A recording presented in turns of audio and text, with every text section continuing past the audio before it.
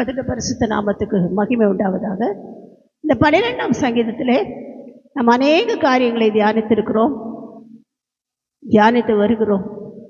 கர்த்தருடைய பரிசுத்த நாமத்தை இன்னும் தியானிப்போம். வருகை தாமதமானால் இன்னமும் தியானிப்போம். கர்த்தருடைய பரிசுத்த நாமத்துக்கு ஸ்தோத்திரம்.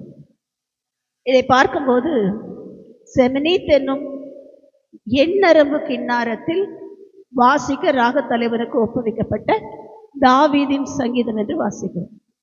இந்த சங்கீதத்தை தாவீது எதற்காக எழுதினார்? எண்ணரம்பு. எண்ணரம்புன்னா என்ன அர்த்தம்னா 8 ஸ்ட்ரிங்டு. 8 கிட்டாரில் பார்க்குறோம்ல, அதில் 6 இருக்கும். ஆனால் இந்த கிண்ணாரத்தில் என்ன இருக்குமா? 8 ஸ்ட்ரிஞ்சஸ் இருக்கும்.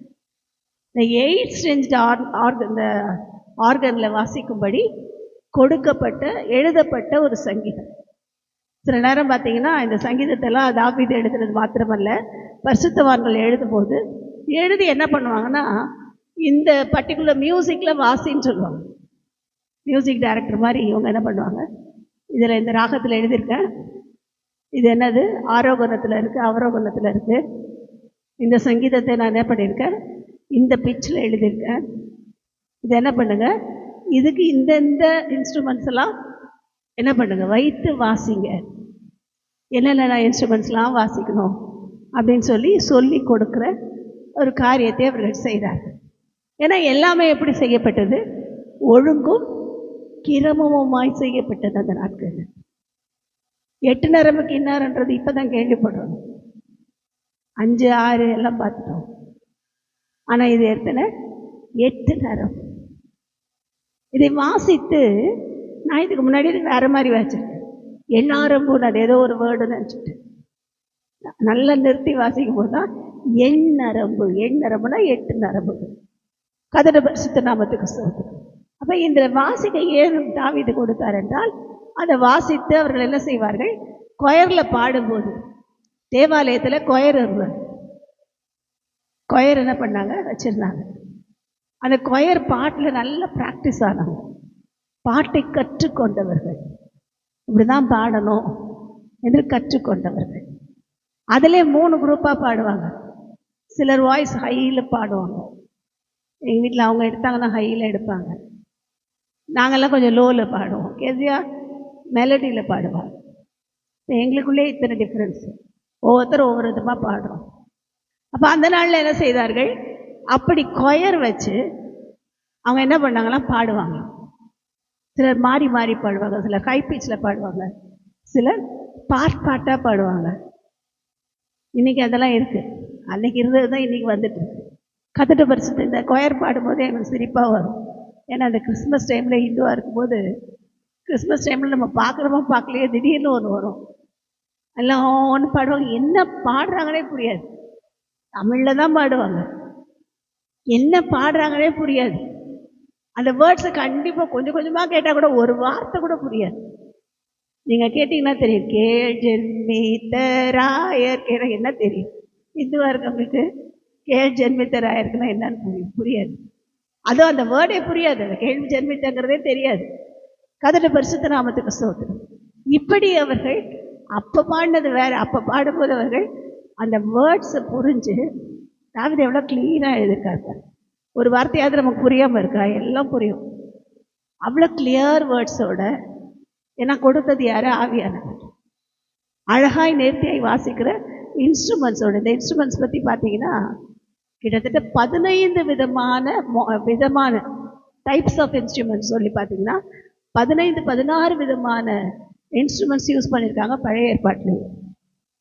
கைத்தாளம், மேளங்கள், அது மாத்திரமல்ல ஃப்ளூட்டு, அது இல்லாமல் இன்னொன்று என்ன சொல்லுவாங்க, இந்த ட்ரம்பெட்.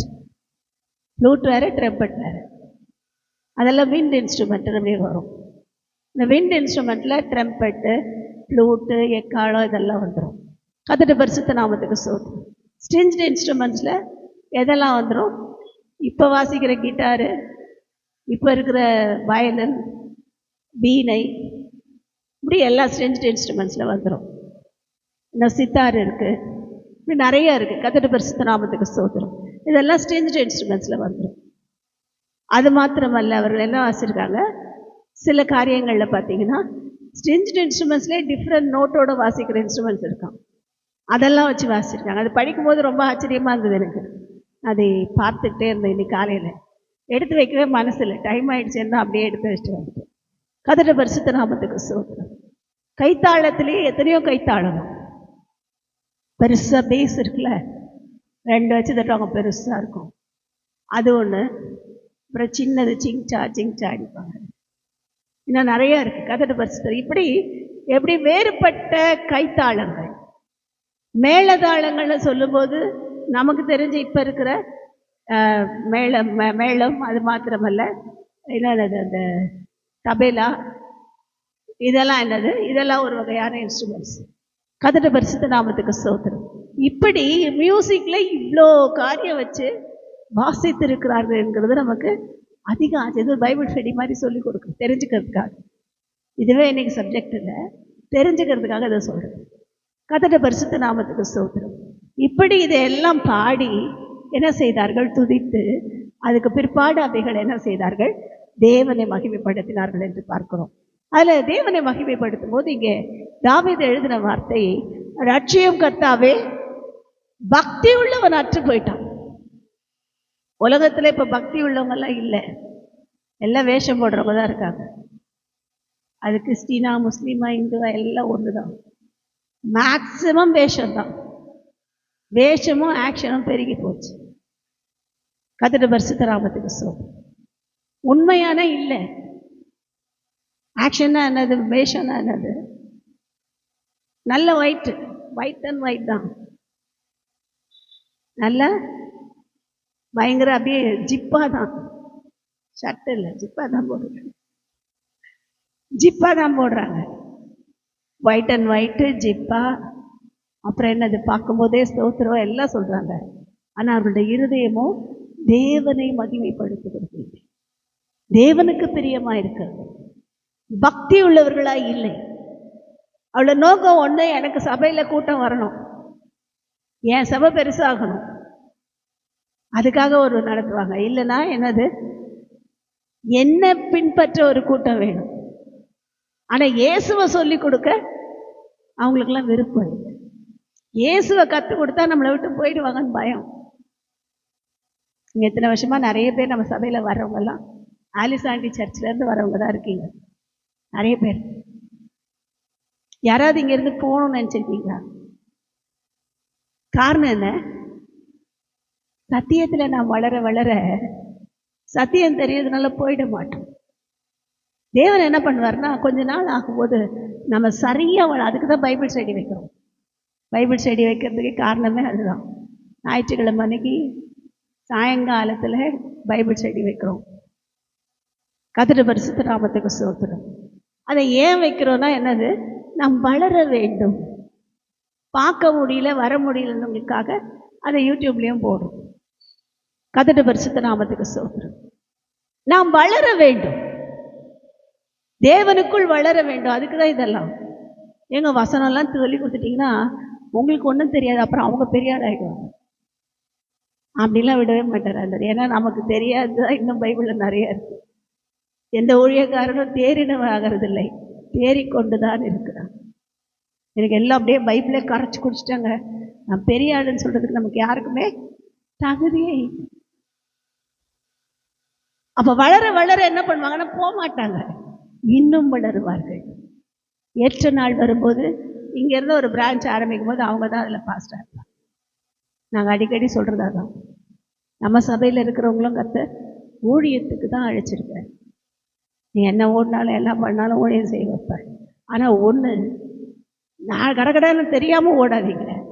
தெரிந்து பிற்பாடு சபை சொல்லுகிற இடத்துல, சபையில் பாஸ்ட் வைக்கிற இடத்துல அப்படி தான் அப்போஸ்தலனாகிய பவுலும் பர்னபாவும் சபையை விட்டு பிரித்து எடுத்து தேவன் ஊழியத்துக்கு அனுப்புகிறார். அவங்கள தாண்டோன்னே ஓடலை. எனக்கு சபை, நான் பெரிய ஆள் ஆகிட்டேன், எனக்கு பிரசங்கம் பண்ண தெரியும். பிரசங்கம் பண்ணுறது ரொம்ப ஈஸி, அதுபடி வாழ்கிறது தான் ரொம்ப கஷ்டம். கர்த்தருடைய பரிசுத்த ரொம்ப பிரசங்கம் பண்ணுறது ரொம்ப ரொம்ப ஈஸி. இங்கே சொல்லிட்டு போயிடலாம், இப்படி ஆகிடும் அதை பண்ணிடலாம், இது பண்ணிடலாம். நான் யார் தெரியுமா, என்னுடைய குலம் என்ன, கோத்திரம் என்ன, நான் அப்படியா இப்படியா பிறந்தது இப்படி, வளர்ந்தது இப்படி, நான் கை வைத்தால் பேய் ஓடும், சாசு ஓடும், எல்லாம் நடுங்க, எல்லாம் சொல்லிட்டு போயிடலாம். ஆனால் நம்மை நியாயம் தீர்க்கிற கர்த்தர் ஒருவர் இருக்கிறார். என்னை ஒவ்வொரு நாளும் ஆராய்ந்து ஆராய்ந்து ஆராய்ந்து ஆராய்ந்து பார்க்க கர்த்தர் இருக்கிறார். கர்த்தருடைய பரிசுத்த நாமத்துக்கு ஸ்தோத்திரம். தேவன் கூட்டத்தை பெருக்க அல்ல, நம்மை பரிசுத்தப்படுத்த தான் சபை. நான் முதல்ல பரிசுத்தமாக இருக்கணும். நடத்துகிறவங்களாகிய நாங்கள் என்ன பண்ணோம், எங்களை எல்லா விதத்திலும் அடக்கி ஒடுக்கி தேவனுக்கு பிரியமான பலிகளாய் ஒப்பு கொடுக்க வேண்டும். அதுக்கு தான் யாரை வச்சிருக்காரு? பக்தி இல்லாதவனை வைத்திருக்கிறார். உண்மை இல்லாதவர்கள் மத்தியில் வைத்திருக்கிறார். அடி வாங்கும்போது தான் தெரியும் பக்தியோடைய வேல்யூ என்ன. பக்தினா என்னன்னு தெரியாது நமக்கு. பக்தினா சின்ன வயசுல இருந்திருப்போம். பக்தியா ஏசுகிட்ட வந்தோடனே இப்போ பக்தி குறைஞ்சிருச்சு. ஏசு ரொம்ப நல்லவருங்க, எல்லாம் நம்ம சொல்றதெல்லாம் கேட்பார். நான் என்ன சொன்னாலும் அவர் கேட்பாருங்க. அவர் நான் என்னுடைய தேவன், எனக்காக ரத்தமே கொடுத்துட்டாரு, எனக்காக தன்னை அவர் நான் என்ன சொன்னாலும் கேட்பார் சொல்லிட்டு நிறைய பேர் வஞ்சிக்கப்படுகிறார். ரட்சிக்கப்பட்டதுக்கு அப்புறம் என்ன சொன்னாலும் தேவன் கேட்கிறார், இல்லைன்னு சொல்றார். தேவனுக்கு விரோதமானவைகளை நான் செய்யும் போது தேவன் என்ன செய்கிறார்? எதிர்த்து நிற்கிறார். அதனாலதான் நம்மளை எங்க வச்சிருக்கார்? கர்த்தருடைய பிள்ளைகள் வழி விலகிடக்கூடாதுன்னு பக்தி இல்லாதவர்களுக்கு வருகிற முடிவை பார்க்கும்படி வைத்திருக்கிறார். வேதம் சொல்லுகிறது ஈசாக்கை குறித்து. அவருடைய தேவனை எப்படி இன்ட்ரடியூஸ் பண்றாரு? ஈசாக்கின் பயபக்திக்குரியவர். எப்படி இன்ட்ரடியூஸ் பண்றாரு? ஈசாக்கின் பயபக்திக்குரிய தேவன். சும்மா அந்த வேர்டு அவர் சொல்லலை, அனுபவித்து சொல்கிறார். கத்தியை ஓங்கும் போது அப்பா ஓங்குறாரு, எப்படி இருக்கும்? நம்ம பிள்ளைக்கு மேலே கத்தி ஓங்குனா எப்படி இருக்கும் அந்த பிள்ளைக்கு? நம்ம அம்மா நம்ம அப்பா நமக்கு மேலே கத்தி ஓங்கி அவ்வளோதான் உனக்கு வெட்டிடுவேன்னா எப்படி இருக்கும்? பலிபீடத்தில் போட்டு என்ன பண்ணியிருப்போம் நம்ம? ஒன்று அம்மாவை தள்ளி விட்டுருப்போம், இல்லைன்னா ஆண்டவரை தூஷித்து இருப்போம். ஆனால் ஈசாக்கு என்ன பண்ணாரா? இயேசு கிறிஸ்துவின் மாதிரியின்படியே வாயை திறக்கல, ஒப்பு கொடுத்தார். அப்பாவுக்கு ஒப்பு கொடுத்தார். கர்த்தருடைய பரிசுத்த நாமத்துக்கு ஸ்தோத்திரம்.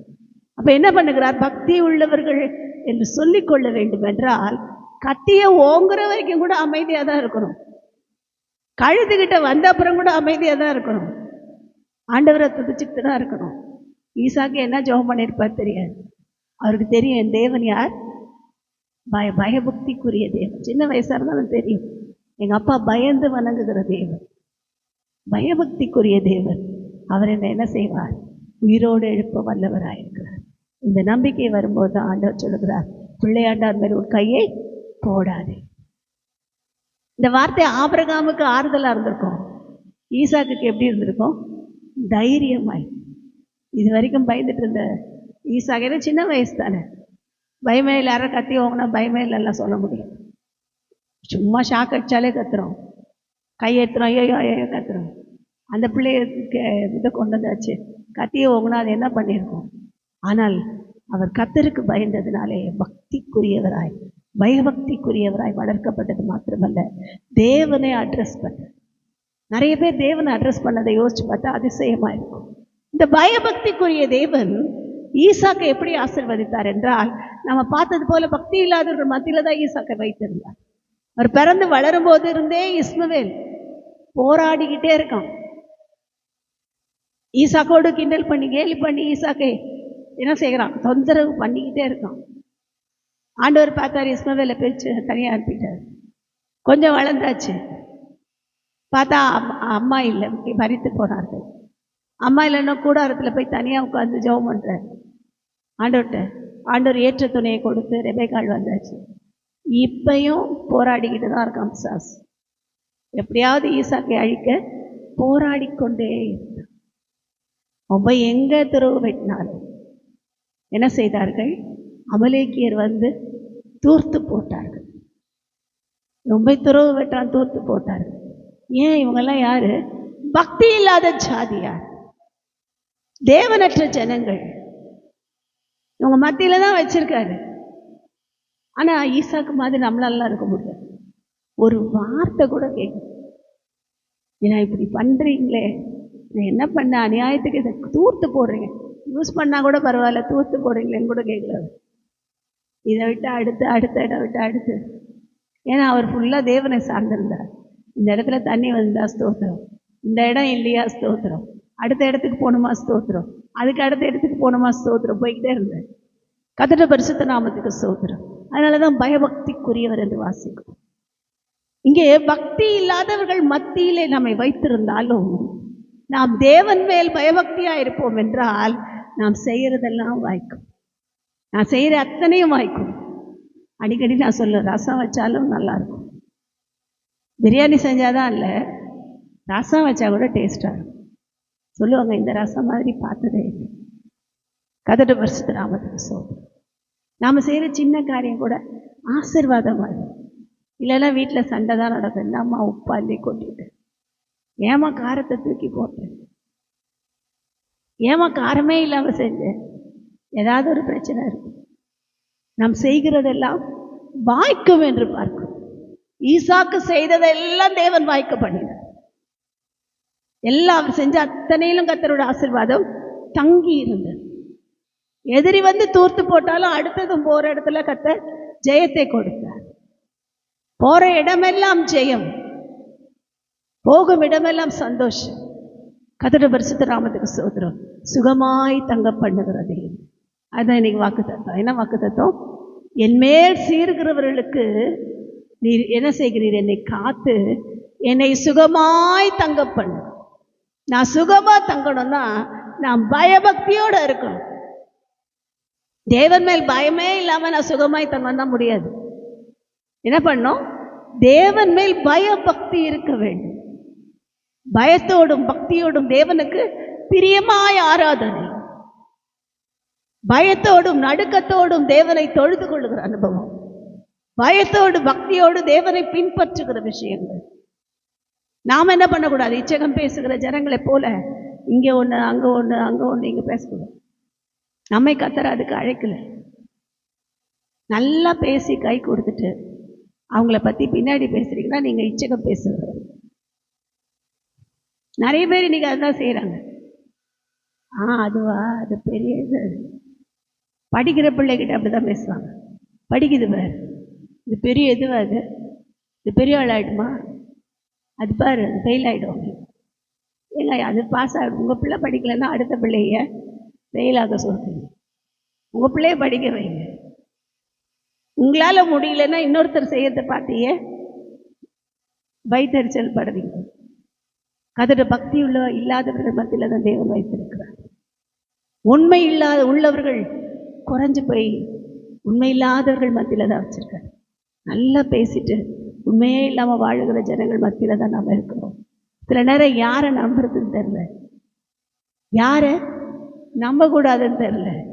ஆனால் ஒன்று தெரியும், நான் நம்பின தேவன் உண்மை உள்ளவர், என்னை அழைத்த தேவன் உண்மை உள்ளவர், என்னை உண்மை உள்ளவன் என்று எண்ணி தான் இந்த ஊழியத்தை கொடுத்துருக்காரு. அவர் கொடுத்தது சும்மா கொடுக்கல. ஊழியம் செய்யறதுக்கு கர்த்தர் ஒரு ஊழியத்தை கொடுக்கணும்னா உண்மை உள்ளவர்களிடத்தில் அவரே கொண்டு வந்து கொடுப்பார். நான் தான் போகிறவங்க கிட்ட கொடுக்குறாரோ இல்லையோ, உண்மை உள்ளவர்களுக்கு கர்த்தர் ஊழியத்தை கொடுப்பார். அதுக்கு கர்த்தர் யார் சாட்சி? நம்ம ஆண்டி எல்லாம் சாட்சி. ஆலிஸ் ஆண்டி அவங்கெல்லாம் சாட்சி. அவங்க ஒரு சின்ன விஷயத்தில் கூட போய் சொன்னது கிடையாது, ஏமாத்தினது கிடையாது, யார் பணத்துக்கும் ஆசைப்பட்டது கிடையாது. அதுக்கு நாங்கள் சாட்சி. அவங்க கூடவே இருந்திருக்கோம். எல்லாத்தையும் கொடுத்து ஊழியம் செஞ்சாங்க. அவங்களுக்குன்னு வச்சுருந்த லேண்டை விற்றாங்க. 6 கிரவுண்டு வச்சுருந்தாங்க. எல்லாம் ரோஜா தோட்டம் போட்டு 20க்கு மேற்பட்ட வேலைக்காரர்கள் வைத்து வேலை வாங்கினாங்க. ஏன்னா எம்ஜிஆருடைய பிஏவாக இருந்தவர் தான் ஆண்டியோடைய ஹஸ்பண்ட் அங்கிள். ஆனால் நல்ல வசதியாக வாழ்ந்தவங்க. கையில் ஃபுல்லாக தங்க வளையல் தான் போடணும். மார்க்கெட் போனால் கூட பட்டு புடவை தான் கட்டணும். அப்படி ஒரு வசதியில் தான் வாழ்ந்தாங்க. ஏன்னா அந்த அங்கிள் கோவம் என்னை பற்றி என்ன சொல்லுவாங்க, அவங்க சிஎஸ்ஐ பேக்ரவுண்டு, அதனால் நகை போட்டு இதில் தான் வாழ்ந்தாங்க. என்னைக்கு ஆண்டவரோட ஊழியத்துக்கு வந்தாங்களோ எல்லாத்தையும் விட்டு சபைகளுக்கு கொடுத்தார்கள், ஊழியர்களுக்கு கொடுத்தார்கள். தனக்கென்று எதையும் வச்சுக்கல. அவங்க ஊழியம் செய்த காலத்தில் இப்போ இடித்து கட்டிகிட்டு இருக்காங்க. 6வது தெரு போனீங்கன்னா செக்ரட்டரியேட் காலனி 6th ஸ்ட்ரீட்டில் இன்றைக்கி இப்போ வீடு கட்டிக்கிட்டு இருக்காங்க. அந்த வீட்டில் அவங்க இருந்ததை பார்த்துருந்தீங்கன்னா தெரியும், பார்த்தவங்களுக்கு தெரியும். எவ்வளோ ஒன்றுமே இல்லை, 6 கிரவுண்டில் இருந்தவங்க இந்த இத்தனோட வீட்டில் இருக்காங்க. ஒரு மொசைக் கூட இருக்காது. அவ்வளோ போராட்டம், அவ்வளோ பாடுகள் மத்தியில் வாழ்ந்தார்கள். ஆனாலும் ஒருத்தர்கிட்டையும் இதை கூட அதை கூடன்னு கேட்டதே கிடையாது. நீ கொடுக்கலன்னா அவனுக்கு சாபம்னு சொன்னதே கிடையாது. கர்த்தருடைய பரிசுத்த நாமத்துக்கு ஸ்தோத்திரம். கர்த்தர் என்ன செய்தார்? அவங்க ஊழியத்தை ஒரு நன்மை கூட குறையாமல் நடத்தினார். அவங்க உயிரோடு இருந்த நாளெல்லாம் ஒரு நாள் கூட அவங்க ஊழியத்துக்காக விக்கித்து நிற்காதபடி ஊழியங்களை பொறுப்பெடுத்தார். யாரையும் போய் கேட்க வைக்கல. இன்றைக்கும் இந்த ஊழியத்தில் கூட எந்த காரியம் ஊழியத்துக்குன்னு வேண்டாம்னு எங்களை போய் கேட்க வைக்க மாட்டோம். இது வரைக்கும் நடத்திக்கிட்டு இருக்கார். தன் தேவைகளை அவர் சந்தித்து வருகிறார். கர்த்தருடைய பரிசுத்த நாமத்துக்கு ஸ்தோத்திரம். அப்படி இந்த ஊழியத்தின் தேவைகளை அவர் சந்திக்க உண்மை உள்ளவர். அப்படியெல்லாம் எங்களை நடத்தி, எங்களை மாத்திரமல்ல கர்த்தருடைய பிள்ளைகளை நடத்துகிறதுக்கு உண்மை இல்லாதவர்கள் மத்தியிலே நாம் உண்மை உள்ளவர்களை வாழ கற்றுக் கொடுக்கிறது. அவங்க உண்மையா இல்லை, நானும் உண்மையா இருக்க மாட்டேன்னு சொல்லாதீங்க. அவங்க உண்மையா இல்லை, நான் உண்மையா இருந்து ஆசீர்வாதத்தை பெற்றுக்கொள்வேன். ஏனென்றால் ஒரு வேதம் சொல்லுகிறது, உண்மை உள்ளவர்களை கர்த்தர் பரிபூர்ண ஆசீர்வாதத்தை நான் நடப்பேன். ஒரு குறை இருக்காது. பரிபூரணம். பரிபூரணம்னா சொல்லி முடியாது, அப்படியே நிரம்பி வழிகிற ஆசீர்வாதத்தை கொடுக்க வல்லவர். நாம மாத்திரம் உண்மையா இருக்கும். உண்மையா இருந்து பாருங்களேன். ஆண்டவர்கிட்டே கேட்கலாம், ஏன் ஆண்டவரே உண்மையா இருந்து சொன்னீங்கல்ல, என்னை ஏன் ஆசீர்வாதிக்கலன்னு கேட்கலாம். என்னை கேட்க வைக்க மாட்டேன். நல்லது உண்மை உத்துவமான ஊழியக்காரனை போன வாரத்தில் பாஸ்டர் வந்து சொன்னார்ல, உண்மை உத்துவமான ஊழியக்காரனை மனுஷியும் தம்பியை வச்சு தான் சொன்னார். தாரன் சாமி நிற்க வச்சு என்ன சொன்னார்? நீங்கள் உண்மை இல்லாத ஊழியக்காரன் எப்படிப்பட்டவர், எல்லாம் எக்ஸாம்பிளோட அப்படியே ஆக்ஷன்லாம் பண்ணி நடிக்க நமக்கு சொல்லி கொடுத்தாங்க. கர்த்தருடைய பரிசுத்த நாமத்துக்கு உண்மையாக இருக்கிறவர்கள் பாக்கியவான்கள். அவங்க மத்தியில் நாம் உண்மையாக இருக்க வேண்டும். பக்தி இல்லாதவர்கள் மத்தியிலே நாம் நம்முடைய பக்தியை காண்பிக்க வேண்டும். அப்போது என்ன செய்வார்? ஏழைகள் பாழாக்கப்பட்டது நிமித்தம், எளியவர்கள் விடுகிற பெருமூச்சு நிமித்தம் நான் என்ன செய்வேன்? இப்பொழுது எழுந்து அவன் மேல் சீறுகிறவர்களுக்கு அவனை காத்து சுகமாக இருக்கப்பட்டது. இந்த மாதத்தில் கர்த்தர் கொடுக்குற வாக்குத்தத்தம், சபையில் ஏற்கனவே கர்த்தர் ஒரு வாக்குத்தத்தை கொடுத்துருக்கார். 1ஆம் தேதி அன்றைக்கு நீங்கள் என்ன செய்வீர்கள்? சம்பூர்ணமாய் சாப்பிட்டு கர்த்தருடைய பரிசுத்த நாமத்துக்கு ஸ்தோத்திரம். உங்களை அதிசயமாய் நடத்தி வந்த உங்கள் தேவனாகிய கர்த்தரை துதிப்பீர்கள். இதுதான் கர்த்தர் கொடுத்துருக்கிற வாக்குத்தத்தம். அதே போல் நம்மை சுகமாக இந்த மாதத்தில் நடத்துவார். நம்ம பலவீனம் ஒன்று நம்மை மேற்கொள்ளாது, நம்முடைய சுகவீனம் ஒன்று நம்மை தடுத்து நிறுத்தாது. திரும்ப என்ன செய்வார்? வாசல்களை திறப்பார். கர்த்தர் அப்படிதான் எங்களோட சூழ்நிலைகளில் வெளியவே போக முடியலையே அப்படி யோசிக்கும் போது இப்போ ஊழிய வாசல்களை திரும்ப திறக்கிறார்னா ஊழியத்துக்கு போக பலனும் அவர் கொடுப்பார். பலன் இல்லை பலனும் அவர் கொடுப்பார். கர்த்தருடைய பரிசுத்த நாங்கள் போய் தேடியெல்லாம் போகிறதில்லை. எங்களுக்கு ஊழியம் கொடுங்கன்னு கேட்கறது இல்லை. அவங்களே வந்து கேட்குறவங்களுக்கு சில நேரம் 2வது மாடினா வர முடியாது. அப்படி இருந்தும் கர்த்தர் என்ன செய்கிறார்? ஊழிய வாசல்களை திறக்கிறார், ஊழியத்தில் நடத்துகிறார். அப்போ இந்த மாதம் கர்த்தர் கொடுத்திருக்கிற அந்த வாக்குத்தத்தத்தின்படி நம்மை ஆசீர்வதிக்க சுகமாய் தங்கப்பட நம்ம ஒப்பு கொடுப்போம். கர்த்தர் தாமே நம்மை ஆசீர்வதிப்பாரா. ஆமென்.